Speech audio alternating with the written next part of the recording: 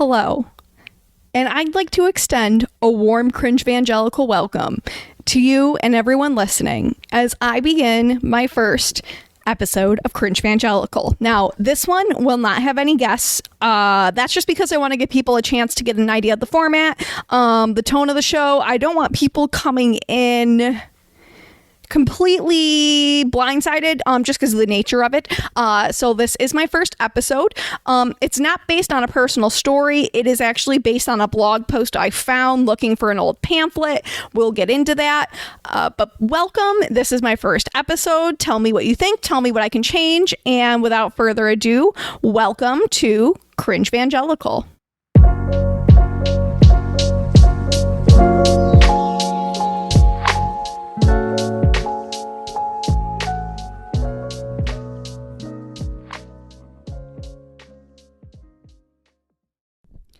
So let's get into this blog post. What happened was when I was a kid, I was in a Christian bookstore with my mom and my brother, and my brother and I both knew about Pokemon because our cousin did Pokemon. Our mom didn't let us do it.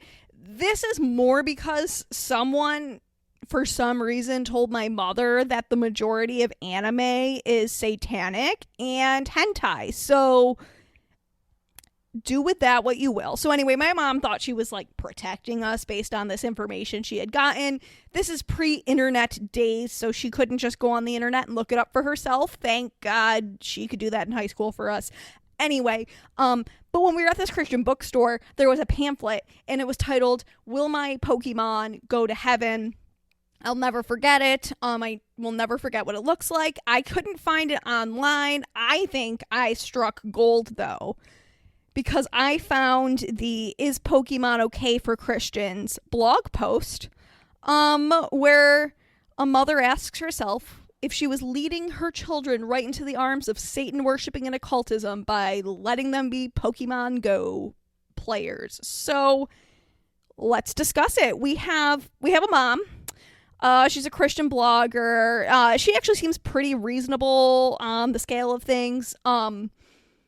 But this mom, she was asked by other moms if it was okay to be Christian and play Pokemon. And this mom flipped out and had a meltdown and did all of this research because I don't know. But I do find this blog post to be really important because I think it gives a foundational idea to a lot of the things that will be discussed later on, not in this episode, but in the podcast in general. And it's this paragraph where the mom says, "In case you're unfamiliar with the history, Pokemon, short for pocket monsters, are characters that grew from a card game into video games, books, and cartoons, and the latest Pokemon Go game. The whole point of the Pokemon phenomenon is for trainers to..." I don't need to explain Pokemon to you. What could possibly be contained in the Pokemon phenomenon that is so threatening? Here are some of the issues that people have with Pokemon. Pokemon is anti-Christian. I'm sure it is, since Pokemon creator Satoshi Tajiri has admitted that the game was created as backlash against his very strict Christian parents. So yes, but so are Halloween and Christmas trees. This is true. I know a local church that does not have Christmas trees because they are pagan. Some believe that Christmas trees stem from pagan roots. Yep. It is what you make it. The world is anti-Christian. Keep that thought process in mind when you talk to any evangelical. So do we avoid anything that has been created with non-Christian motive in mind? No, of course we don't. When you go to your favorite Chinese restaurant, you finish your meal and are handed those yummy little sugary fortune cookies. Wow, it's racist. I'm so sorry. Huge content warning there. Do you eat your cookie and read your fortune, or demand they remove these cookies from your influential children's presence? I hope she knows, like, the cookie itself, I don't know the origin. The fortune aspect is literally an American corporate thing that was made to sell to Chinese restaurants. Like, that is a well-known fact. Like, it's not Satanism in your Chinese restaurant. It's just capitalism. Like, calm down. Anyway, because the Bible does have something to say about fortune telling. Oh, Jesus Christ. I'm going to say it again. The world is anti-Christian. And I have to make you understand, you are indoctrinated with the idea that every single person who is not with you is against you in this entire world. and that messes with your brain. And that is, I mean, that sentence says it all. The world is anti-Christian. Like, evangelical Christians think everybody is literally against them.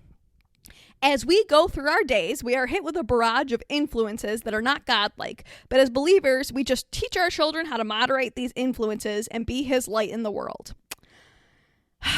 We have Pokemon supernatural powers as a form of occultism. I don't have the energy to read that. Pokemons promote evolution instead of creationism because they evolve. Wow. Gotta catch them all promotes addiction. The phrase gotta catch them all does no more to incite an addiction to Pokemon and the occult than the Pringles catchphrase, once you pop, you can't stop. The key to Pokemon and any other video game is moderation. Wow. Wow. The gotta catch them all leads to addiction is a whole new one. The argument that its catchphrase fuels the craving for more occult games, books, and videos is groundless and pretty redonkulous. I would agree with that. But you know that because other people think that the phrase fuels that. Like, the fact that I now know there are people running around saying gotta catch them all will make their kids addicted to substances is crazy. Because actually, Christianity is more likely to do that. Anyway, are there any benefits to Pokemon? This might be my all-time favorite section.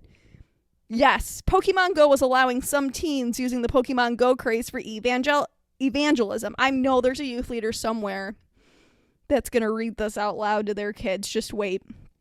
Fired up teens use transitions such as, do you know who the ultimate gym trainer is? Jesus. To spark conversation on salvation. Others were more blunt and just went straight for it with, do you know what's worse than running out of Pokeballs? Hell. Yup. Jesus directed his disciples to become fishers of men. Gotta save them all, right? I can't. Welcome to the world of Pokemon, a special place where people just like you train to become the #1 Pokemon master of the world. How empowering is that? Sure, it's just imaginary, but there's such a positive message that is sent through Ash, the lead trainer in the Pokemon movies and books. Wow.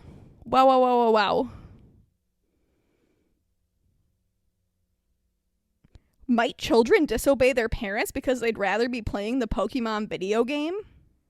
Might they be a distraction in school? I will say this mom ultimately is fine with Pokemon, but I'm sad she had to write this. And I'm even sadder that she thinks it's okay that people are going up and telling you it's worse to go to hell than to run out of Pokeballs. That's absolutely ridiculous.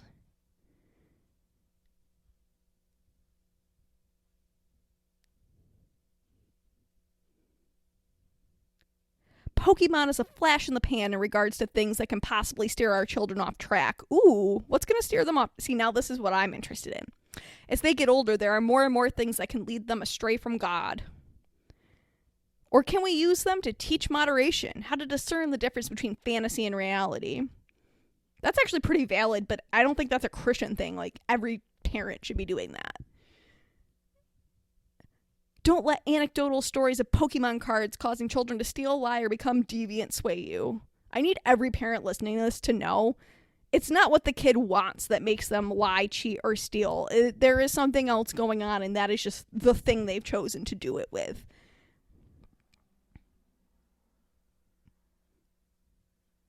Oh my goodness. The bottom line. It's nothing more than a trained human reaction to the fear of the unknown. Amen. I agree. This person's being reasonable overall, but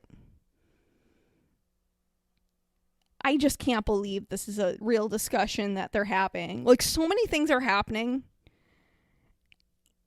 and we have people discussing different ways you can use Pokemon Go to be a missionary, basically.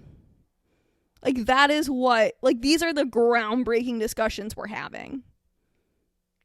But you know what? This is just the tip of the iceberg. This is nothing. Like, that was a reasonable blog post overall, because most of what I read was what this person heard from somebody else. Like, this is the tip of the iceberg. And if this to you is interesting, like, I have so much more. But that is the idea of cringe evangelical. This is the kind of stuff we'll look at. We're definitely going to look at, I mean, I already talked about it in the other one, but the chick tracks, specifically the one about Dungeons and Dragons, where they like become Satan worshippers over Dungeons and Dragons. Definitely gonna read. I mean, this idea I did get partially from Reverend Jen on Fundy Fridays, but definitely gonna read the one where a kid believes in Santa, so he gets so mad when he finds out his parents lied to him about Santa, he commits murder. We're definitely gonna do something on my friends' experiences at camp. I didn't go to camp because my parents don't believe in sleepaway camp. I'm not going to get into that right now, but it's a valid reason. We're going to talk about, I mean, I have a long list. Movies, Star Wars. There was a time someone came up to me and said, "May the Force be with you." And I said I really enjoyed the new Star Wars movie as well, because this is when episode 6 came out. Revenge of the Sith. That's the name of it. Yeah. And the person actually stopped me and said, "I'm not talking about the movie. I'm talking about the real Force." Like, what was I, a 4th grade girl who just really was obsessed with Natalie Portman, supposed to do?